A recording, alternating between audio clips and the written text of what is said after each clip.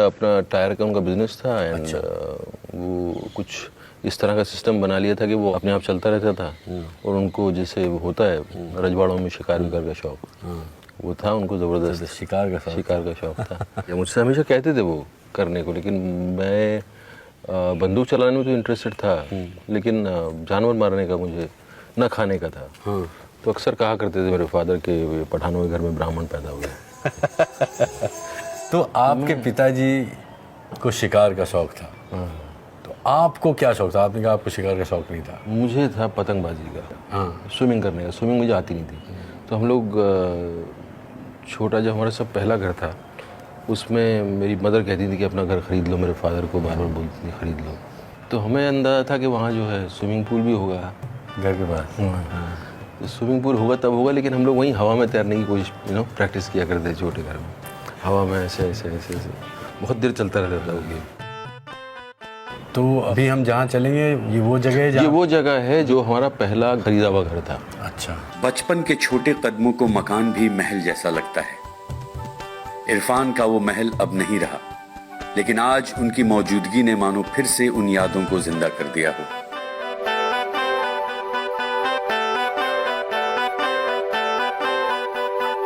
तो हम यहाँ आए थे तब मतलब ये ऊपर कुछ नहीं दिखता था, सब आई लाइन में था। मतलब ये बड़ी बड़ी बिल्डिंग कुछ भी नहीं था आगे। यहाँ से वो पहाड़ दिखता था, यहाँ से उनकी छत का एंड दिखता था। मेरी ज़्यादा सारी मेमोरीज यहीं की हैं। खेलना कूदना, अफेयर होना, आइस पाई खेलना। आइस पाई में जो है जो लड़कियों के साथ खड़े होना, वही अफेयर हुआ करता था। पतंग की सारी यादें भी यहीं की पतंग की सारी यादें यहीं की हैं। अभी भी कुछ उड़ रही थी और इस धूप के अंदर हम पतंग उड़ाए थे, उड़ रही थी।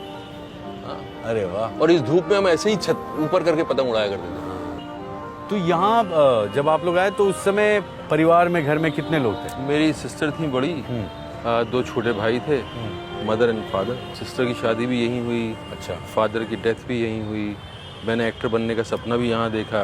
और आपके पेरेंट्स में से आप सबसे ज़्यादा करीब किसके थे? मैं माँ से मतलब उनकी क्लोजेस्ट में चाहता था, डिज़ायर करता था बहुत ज़्यादा। लेकिन मेरी माँ का और मेरा हमेशा झगड़ा होता था, कुछ ना कुछ बहस हो जाती थी। तो हमारा हमेशा 36 का आंकड़ा रहता था। मेरी ज़िंदगी का सर्च था कि मैं कब उनको प्लीज़ करूँगा, कब उनको मैं खुश कर दूँगा, कब उनका अप्रूवल मुझे मिलेगा। That I kept looking all my life. मतलब मैं इमेजिन करता था किस दिन वो सर पे हाथ रखेंगी। तो मैं कोशिश भी करता था, कई बार उल्टी पड़ जाती थी कोशिश।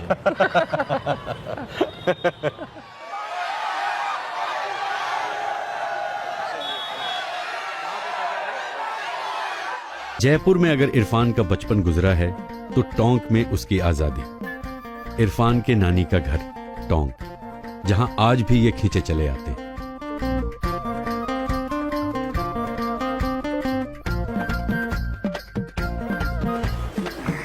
नींबू वो कहाँ गया पेड़ मेहंदी का? सब कुछ वही है, वही कमरे, वही आंगन, वही घर, बस थोड़ा वक्त बदल गया। हमारी नानी यहाँ बैठे रहा करती थी। हाँ, ये उनका कमरा था नानी का। हाँ। और ये पीछे वाला सेक्शन जो है ये सबसे पुराना है, सबसे पुराना। ये बंद है, इसमें चलते हैं।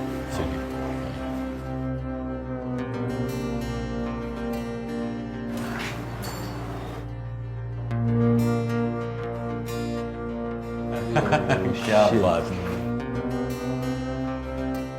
इसका क्या किस्सा है ये जरा बताइए। बड़ा ही रोचक सा ये जो है। ये कुछ पूरी स्टोरी बनाई गई है कि ये जो है इसको हेल्प कर रहा है पिस्तौल देने में और ये चाकू उठा रहा है। तो ऐसा नहीं ऐसे पास आके दे दे।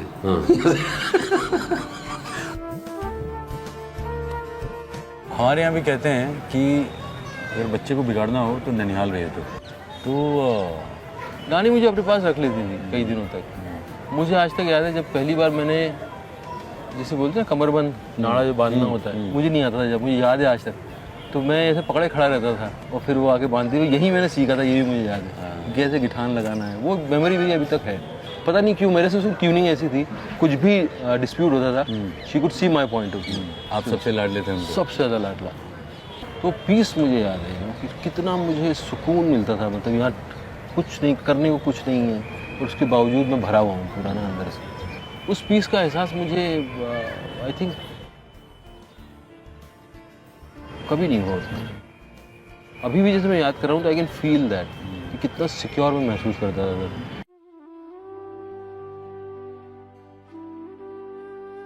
She is there.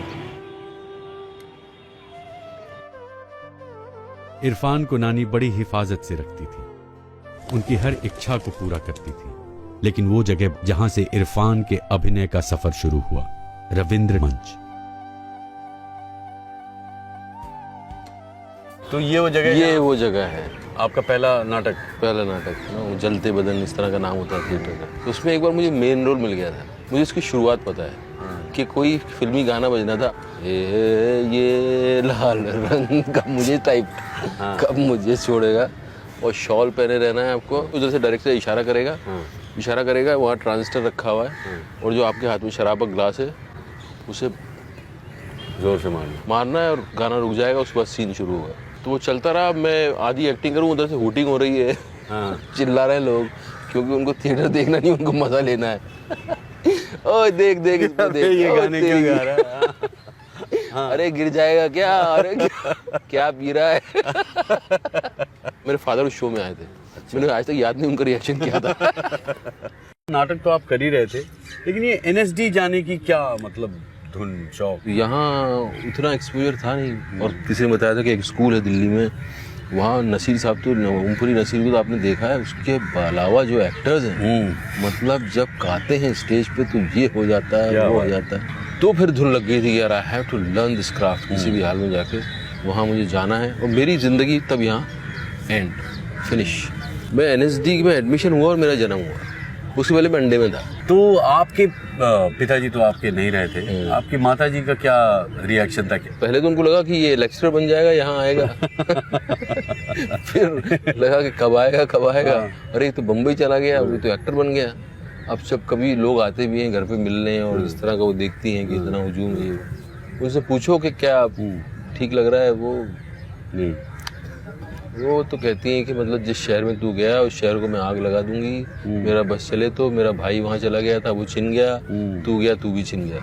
वो शहर मुझसे जो है मेरे अपनों को छीन लेता है वो शहर। उनकी लाइफ का जो मानना है कि सब पास में रहो, मिलजुल के रहो, छोटा मोटा कमा लो, दिस इज जस्ट आने जाने वाली जगह है ये प्लेनेट, इसमें बहुत ज़्यादा अपने खूंटे गाड़ने की ज़रूरत नहीं है। आप इस बात से साबका रखते हैं, सरोकार है उस बात से? नहीं, कैसे? मतलब आदमी को उड़ने के लिए, आदमी एक्सप्लोर करने के लिए पैदा हुआ है, और एक्सप्लोर ना कर पाए अपनी ज़िंदगी को तो फिर कोई मकसद रहता नहीं है। इरफान आज वक्त की सुइयों को उल्टा घुमाने निकले। कितना जिंदा है दिल में उनका बचपन, आज वही आजमाने निकले।